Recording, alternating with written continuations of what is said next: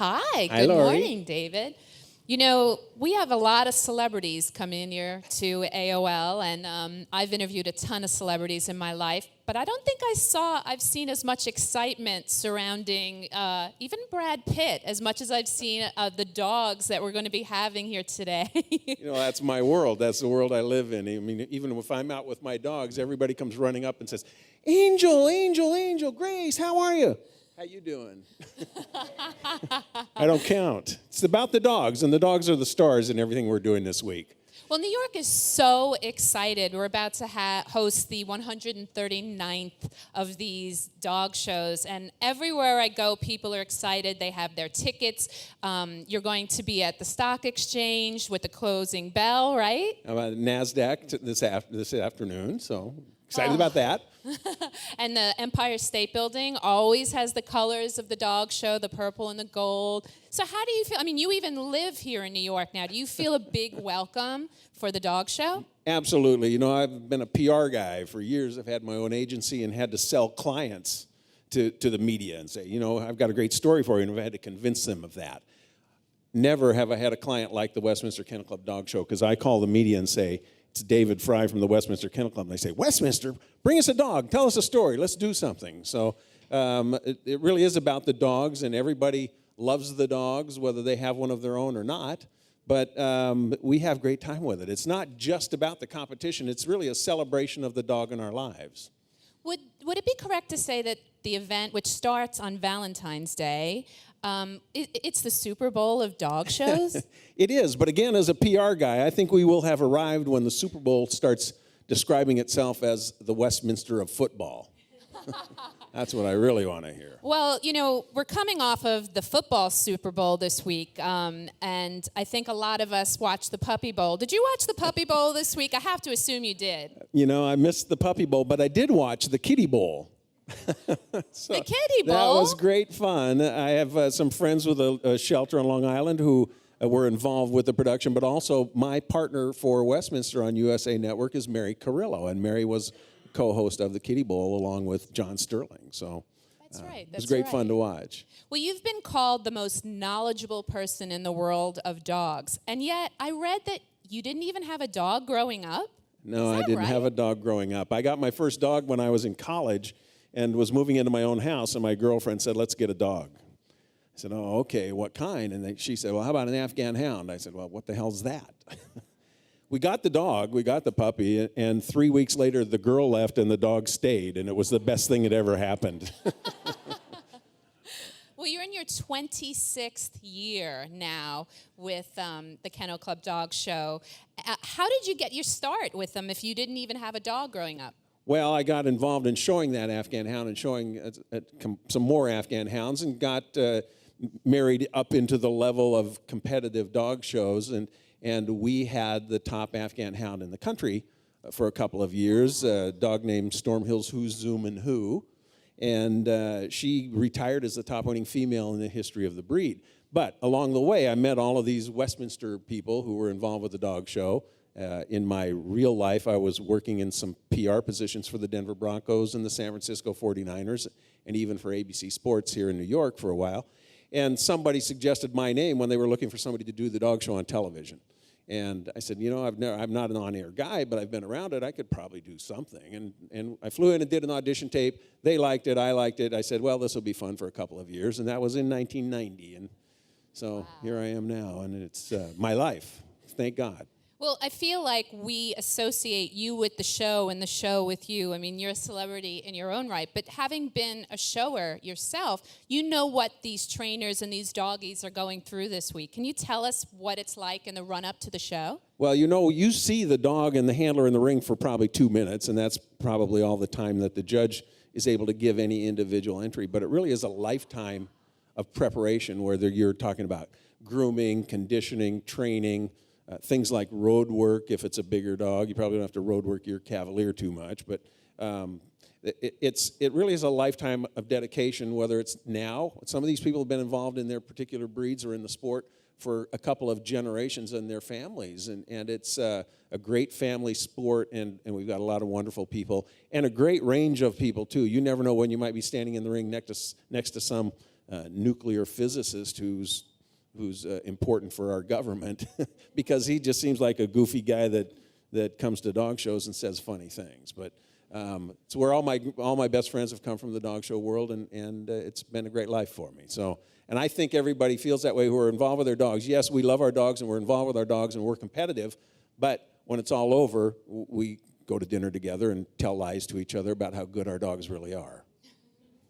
But those 2 minutes that we do see out there at Madison Square Garden when they're competing for Best in Show, those are very pressure-filled moments. I mean, at the National Dog Show, we saw a doggy get away from his trainer recently. The poor trainer. I mean, have you ever seen something like that happen? Or, what's the craziest thing you've seen happen during a show? Well, that was kind of the funniest thing because the poor handler you could tell she was just totally freaked out. And the dog ran right over to us at the TV table. I do the National Dog Show on television, too, with John O'Hurley. And it was funny, but, it's a dog show, and these are dogs. And for the whole time that I've done dog shows on television, I say, these are real dogs. They do the same thing at home that your dog does at home. They sleep on our couches. They shed on our black clothes. They steal food off the counters. And they probably even drink out of a toilet once in a while. So they are real dogs, and we are real people. We're just involved in this great family sport where on Friday nights we come home from work and give the dog a bath and load the car and go to dog shows on the weekend. It's funny. You would think you're so precious about them, but, seeing even some of the dogs we're about to see for the mini dog show backstage, they really are just sweet little tail wagging, and you're like, oh, wow, how much money are you worth? How much pressure is this your trainer's under? Well, it's really not about the money, because if it was, nobody would do it. If you're doing it right, you're spending a lot more money on health care and things like that for your dog than you are in selling puppies or selling stud services. And it can be a very expensive hobby. But that said, you can get involved at whatever level you want. You can dip your toe in the deep end, or you can walk through the shallow end of the pool, or you can go every weekend. You can go a couple of times a month. You can get on an airplane and fly somewhere every weekend. The great show dogs, the dogs that have great show records this year, are dogs that have probably been to 175 dog shows in the course of a calendar year. So it's pretty amazing. Well, let's talk about this year's show. How many dogs are competing? How many different types of breeds? We have 192 different breeds and varieties in the dog show, in the 139th annual Westminster Kennel Club Dog Show, which is the second longest continuously held sporting event in this country. There's a PR phrase that falls out of my mouth automatically. What's number one? Who knows? Anybody out there know? The Kentucky Derby. Oh. And they only have us by a year. Right now they are 2 years ahead of us, but with our 139th, they will have their 141st in May. So we've got this wonderful legacy. We're in New York City, near in the media capital of the world. We're in the world's greatest sporting arena at Madison Square Garden at night for the groups and the finals. So it really is a wonderful event for us. The dog show people come every year. It's sort of like a convention, if you will. Everybody comes to Westminster to either bring their dogs or to see the great dogs, because it's really the only time all year where all the great dogs are in the same place at the same time. And it becomes a great event for all of us in the sport. It's fun for people to see on television, to see online on our streaming video of the breed judging, which happens during the day, and just to be entertained. I say that people watch the dog show for three reasons. One is to see who's going to win. Everybody wants to see that. Secondly, they want to see the entertainment of 192 different breeds and varieties. Wow. But thirdly, I call it the alma mater factor, that if I'm sitting at home with my Brittany, we're watching and we're going to root for the Brittany, and I'm going to say, Grace, you and I could be out there if I fed you a few less cookies, gave you a bath maybe once a week instead of once a month, and we did a little road work together. Probably good for both of us. But I call it the alma mater factor, and I think that's it. We all want to celebrate these dogs in our lives. I'm involved with my own charity called Angel on a Leash, which is a therapy dog charity that we provide therapy dogs and therapy dog programs in healthcare facilities all over the country. Grace and I go to visit the VA hospital right here every Wednesday. But it's not just about being a great show dog. It's about being a great dog and a great part of your life. Dogs are part of our families now. We used to breed dogs to do work for us, to herd our cattle, to guard our homes, to get the rats out of our kitchen and things like that. And nowadays we have other things that can do that for us. So the dogs really have become... Like cats? Yeah, well, I didn't want to bring cats into it. Cats are a little different. Cats, it's their world and we're just living in it. I think the dogs all want to be in our world. They want to be with us all the time. But anyway, the dogs really are members of the family, and they aren't living in the garage. They aren't living in the backyard. They're sleeping on your bed with you most of the time, and that's what it's about. They have these wonderful temperaments and personalities that have been given to them by what they were originally bred to do. We have our wonderful, responsible breeders who are making sure these dogs are healthy and they will live on and thrive and survive. And they make sure that their dogs get into forever homes. That if I sell you one of my puppies, and I'm not breeding dogs anymore, but if I sell you one of my puppies, you get me too. So that means in 3 years, if your dog starts with some funny behavior, call me and I can help you fix it because maybe it's something we're used to seeing in the breed. Or if your dog is sick, or if you have a problem. Dogs end up in shelters more because of changes in lifestyle than anything else. Maybe you're going through a divorce, you're moving into an apartment that doesn't allow dogs, which is the worst excuse in the world. If I had kids, I wouldn't move into a building that didn't allow kids. Totally agree. Or behavior issues, or the dog grows up to be something you didn't expect. That you got a puppy at the shelter and they said this dog will grow up to be about 20 pounds and it grows up to be 60. That maybe that surprises you and you can't handle that. But again, you wouldn't throw out your kid. These are our kids. Well, I think the problems in our shelters come from irresponsible owners, not irresponsible breeders. And I always say there are no bad dogs, only bad owners. And I think it's so important for everybody to educate themselves when they're going to get involved with a dog, that dog's going to live with you for the rest of its life. Aww. We want it to live with you for 12 or 15 years. And be a part of continue to be part of the family. And you get involved with responsible dog breeders, purebred dog breeders in particular. You get a package that has a predictable personality and a predictable package at the end. You know how big it's going to be. You know what its temperament's going to be like because you know what it was bred to do. Now, that said, the people that I'm involved with in the dog show world are also very involved with rescue, whether it's rescue of their own breed or rescue of mixed breeds at shelters. I think we're all very much a part of that. I was on my board of my local shelter in Seattle when I lived there, and we want dogs to have a great life. We don't care what breed they are or what mixed breed they are. We just think we want to teach people about responsible ownership. We think that's the lesson that you learn at Westminster, whether you're watching us on television or going in the benching area and talking to breeders and judges, or just having a good time watching it on television as well. I'm so glad to hear that. So talking about breeds, there are new breeds every year, right? What are the new breeds this year at Westminster? We have 2 new breeds this year, the Coton De Tulear, which is a little Say cotton. that again? Coton, the French word for cotton. De Tulear. Tulear is the area of Madagascar where they were originated from. Oh, wow. And they really are kind of the dogs of the pirates and things like that the traders in Madagascar had the dogs, and eventually because of that, they ended up being part of a trade that got them back to the continent in Europe, and from there they came to this country, and now they're recognized this year for the first time at Westminster. They'll be seen. The other one is the wire-haired Vizsla. Well, you may know what a Vizsla is. It's a red, smooth-coated Hungarian hunting dog, and the wire coat is the same dog, except it has a wire coat. It has a little more substance to it, but it's also Hungarian roots, and it's also recognized. So we have 2 new dogs this year, 192. When I started doing the television in 1990, we had 142 breeds and varieties. So in the 25 years, now 26, we've added 15 varieties. That's determined by the American Kennel Club. Wow. Well, what would you say is the most popular breed? I remember your winner, Uno, from a few years ago. He was a beagle, correct? He is a beagle. He's the cutest dog ever. I'm So Uno's cute. foster father, so I'm very much a part of that. You are? He would come and live with me because he was so special, and we had so much media for him to do. And because of a different situation with his ownership, he came and lived with me right here on the Upper East Side, hung out at Finnegan's with me, and was a great dog. And with him, we went to the White House. That's the first winter, the only winter we've ever had to go to the White House to meet with Mr. Did he get to meet Mr. Bo? Bush. He got Oh, he's under Bush. He got to meet President Bush. Bo wasn't there. It was 2008. He and I rode on a float in the Macy's parade that year.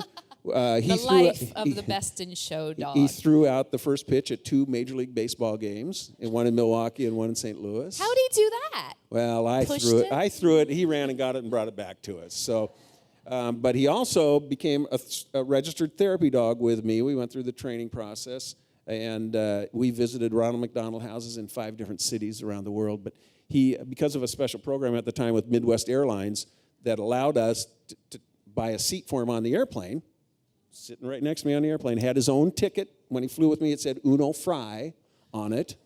And after a while, the people, the airport police and security people stopped threatening me for having a loose dog on the concourse. They said, he's got to be in a crate. I said, no, I've got his ticket right here. well, in one instance, we were going through security, the TSA line, and they said, Uno Frei, where's Uno Frei? And I said, he's right here. He said, oh, he's a dog? I said, yeah, he's a dog. He said, oh, well, the computer has selected him for additional screening. Oh. Oh, great. So, Lift up his ears. So we took him over, and they wanded him and patted him down. And they were smiling about it. You don't see those TSA people smile a lot, but they were smiling about it and had a good time with it. And when we were done, I said, it's really good to know the world is safe from terrorist beagles. But that's the kind of things that our dogs can bring us. And Uno, James, the Springer from the year before, 2007, Rufus, the Colored Bull Terrier in 2006. Those are my big 3 in terms of winners who went on to do great things as therapy dogs and helping people. So that's so sweet. These are real dogs, and these dogs have the opportunity, because of their celebrity, to do some things that other dogs don't get to do. But it helps us show the world what our dogs are all about. Oh. So that's the confirmation show. On Monday and Tuesday, February 16th and 17th, the groups from the garden are live on CNBC on Monday night and live on USA Network on Tuesday night. We are at Pier 92 and 94 during the day for the breed judging, and those breed winners advance to the groups that night. But also, we have added this year on Saturday, the 14th, Valentine's Day, and Monday is President's Day, so we're anticipating having a lot of kids at our show. But on Saturday the 14th, we for the second year now, we will have our Masters Agility Championship at Westminster, and that's great fun. Last year we had 225 dogs and limited out right away because we thought that was enough for us to handle. This year we raised that limit to 330. We raised the qualifications to having to have a master's title. And under the leadership of Paul Campanella, you'll meet a little bit later, who's our director of agility, we've made it into a great event. And part of the fun of that is AKC rules say that mixed breed dogs are eligible for agility competition. So now at Westminster, we have, this year I think it's about 15 mixed breed dogs that are competing that really lets us say Westminster really is for everybody. We had mixed breed dogs in the 1870s in our early years. But it kind of went away as the AKC began creating purebred dog clubs and things. So we're excited to have everybody there. Well, we're excited because we're going to have a little mini agility show off right here. We have 4 awesome dogs that you guys have brought with you. We do, and here's Paul Campanella. Oh, hey, Paul, our director of agility. Good morning. Tell us about agility, the agility competition, Paul. Well, agility is the athletic part of the dog world. These are our dog athletes. They're going to come out here today. We have a very small setup.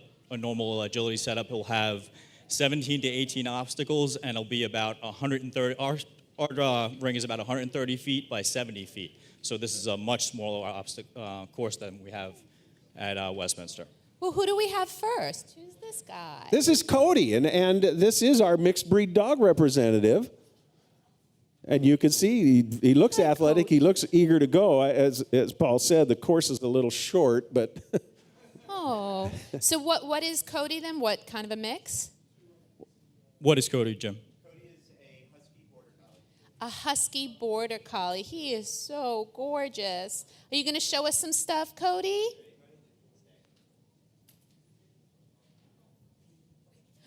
Oh. We're not really testing Cody too much. Wanted to come on the stage here. He took the shortcut. He took the shortcut. Wasn't that tough a test for Cody? He gets to jump. Does he jump at 18 or at 20? So is Cody going to be in the show? Are we going to be able to Cody see will him? be at the show. He's among 15 other mixed breed dogs that'll be there. Oh, awesome. All 4 of the dogs we're going to see here today are entered in the show. Paul, you want to maybe describe some of the other obstacles that we have usually? Sure, there are quite a few other obstacles. There are some contact obstacles. What we have here are just jumps. We have an A-frame, which is shaped like a letter A, and they walk upward and walk down it. We have a tire they jump through. We have a set of weave poles that they have to weave in and out of. The whole course, our course usually takes about 50 seconds for a dog to complete, give or take. And what are they judged on? Like, how straight they walk? Well, it's not subjective at all. It's whether or not they complete the course in the allotted time and whether or not they knock down a bar or miss a contact point. Oh, wow. So it's quite unlike the confirmation show. And if they come on the stage. Exactly. That might be a that would be an problem. off course. Sorry, Cody. I think you're awesome. Who do we have next? Who's this? This is Sky with Debbie Merwin. Sky's an Aussie. You see, we have 30-some Aussies entered, right, Paul? Out of the 330, there's about a little more than 10% of the entry is Aussies. Correct. Good day, mate. What do you got for us?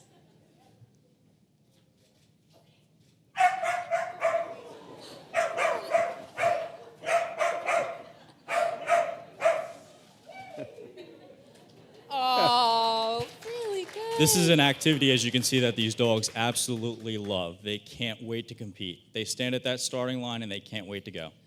So what's the difference between the barking and the not barking? Like, who decides? Is that a good thing? Do you get points off? There's no points off for that. It's a lot of fun, though. Good, because I love the barking. Thanks so much, Sky. Part of this is it really is between the handler and the dog. I mean, the dog has to take verbal cues and visual cues from the handler to make sure they're going to the next obstacle in the sequence.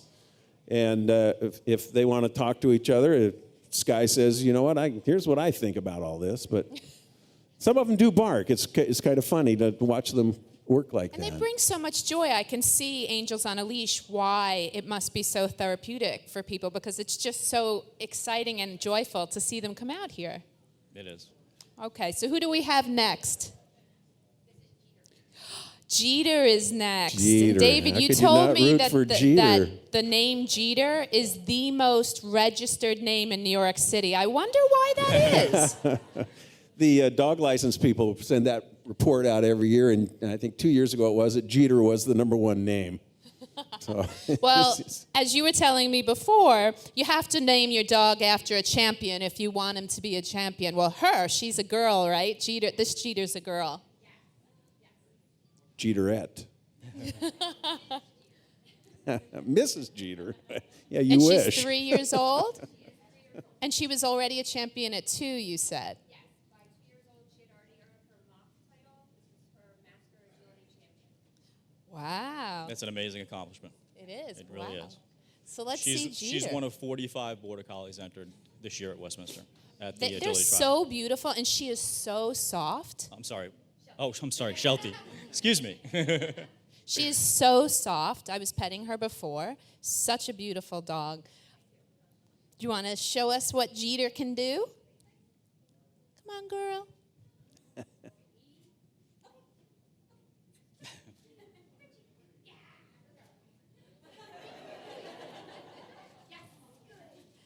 If they do go off course, it's a fault. There you go, Jeter. If they go off course, it's a fault. The dog that will win it all, and probably even the top 10, probably run the course without a fault and run it very fast.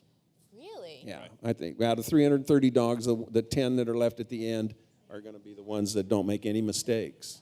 But I had read there's really not many repeat winners in this, or any. They don't tend to go Well, again? we don't know that yet. This is only the second year of the agility, so we may have a repeat winner because last year's defending champion is back, right, Paul? That's correct. I Delaney, guess I was and- just talking about Best in Show in general. Well, Best in Sorry Show for too. That's all confusing. right. We now call it Westminster Week instead of just the Westminster Kennel Club because not only do we have agility, we also have we're partnering with the AKC to present AKC Meet the Breeds, brought to you by Purina Pro Plan, and that's on Saturday also in Pier 92. The agility is Pier 94, but in Pier 92 is Meet the Breeds, where there are booths set up for each breed.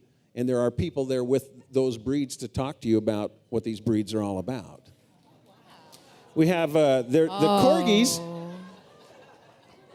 What I'm going to do is change the height of the bar. Because This is a Pembroke Welsh Corgi, as you know, the dog that Queen Elizabeth made famous. And she recently said no more. She No won't more. I be getting saw any that. more corgis. The Corgi people have a booth at Meet the Breeds that is manned by a Queen Elizabeth impersonator. Imposter, perhaps.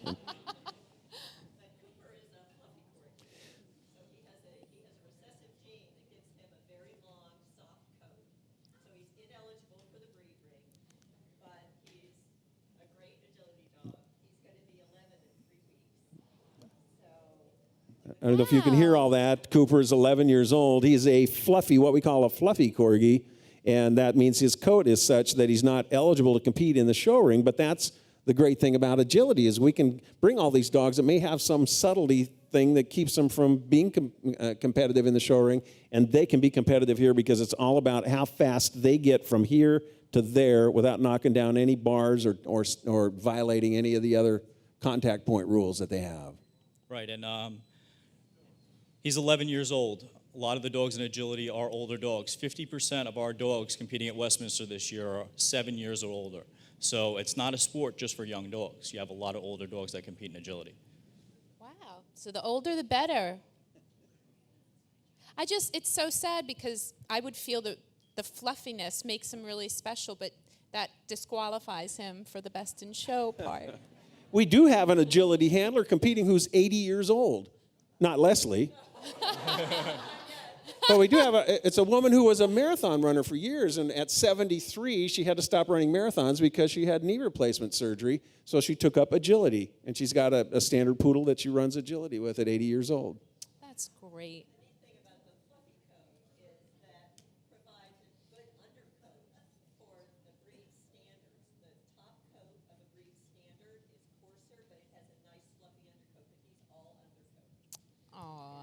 And he's a handsome boy. Let's see if he can handle this 8-inch jump. Let's do it.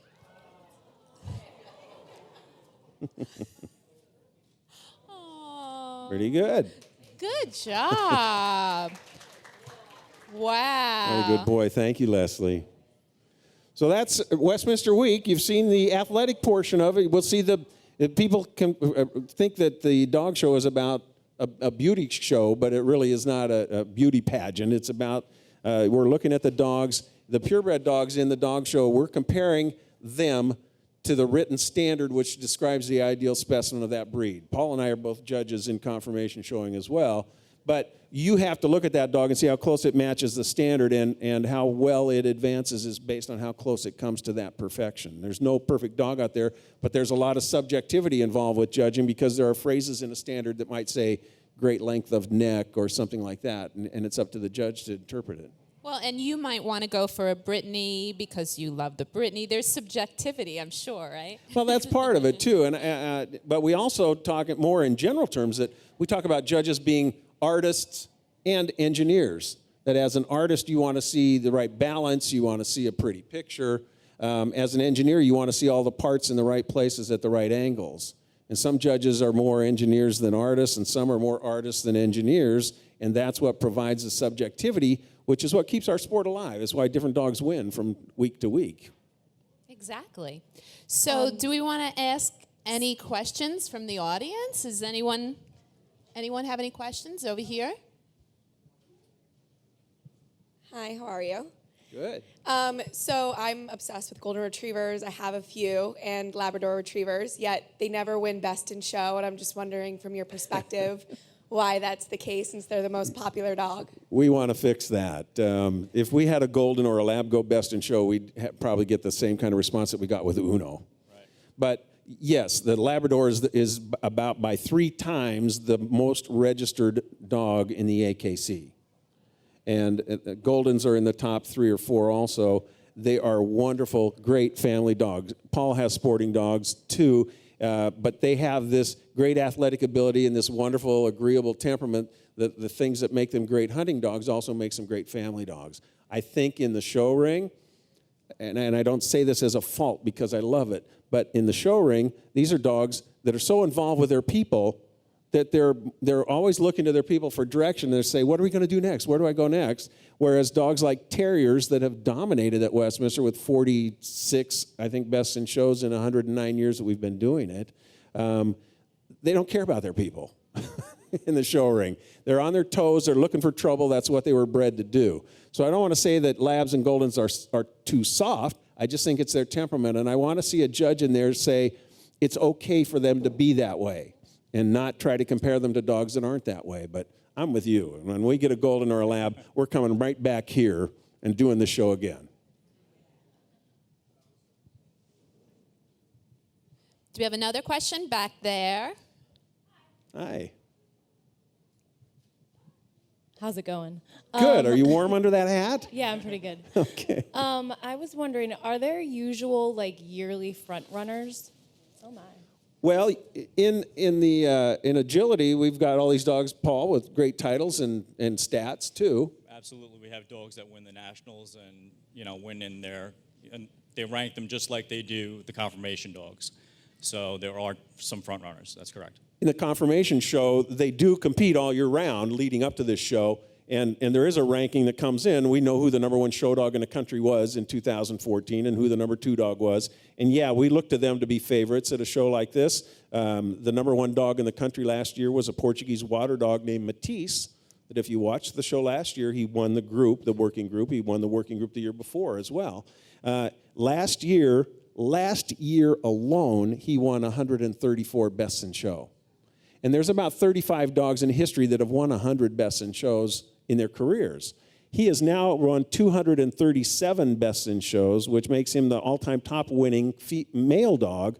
And he's a little bit behind. 275 is the number that he's shooting for, but he's had a great year. And yeah, you can't help but say he's going to get a look along the way.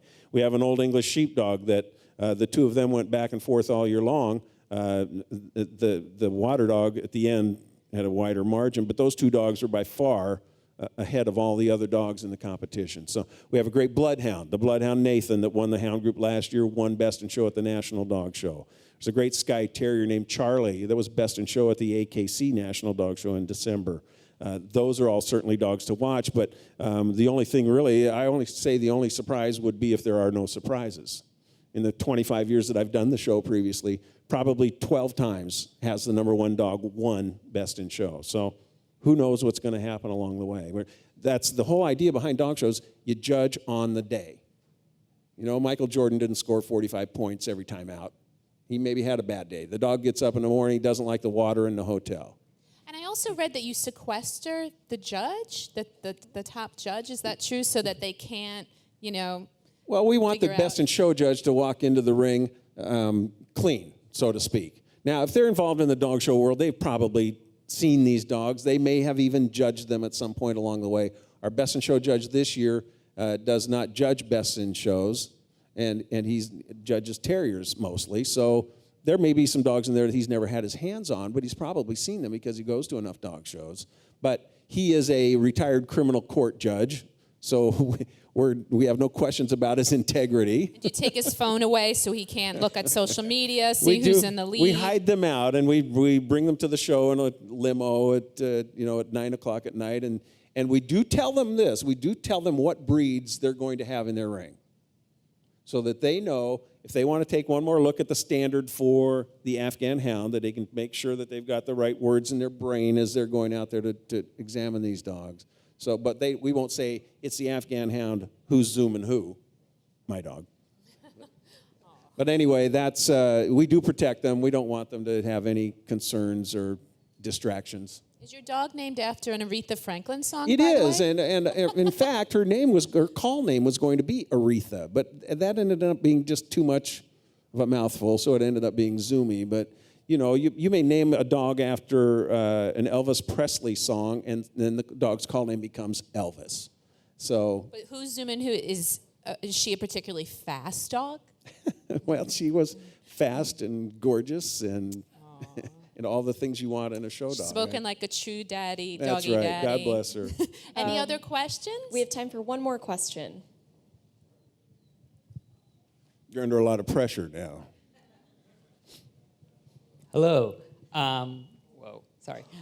So I have a dog whose part are mostly pit bull, and I was wondering what you think about the demonization of certain breeds, especially the pit bull, and what we can do to sort of fight that, what I believe to be a false image. I want to go back to the idea that there are no bad dogs, only bad owners. And I think with pit bulls, that's especially true, that they've fallen into the wrong hands, and they've taken advantage of the dog's courage and tenacity to turn them into something that you would rather not be around.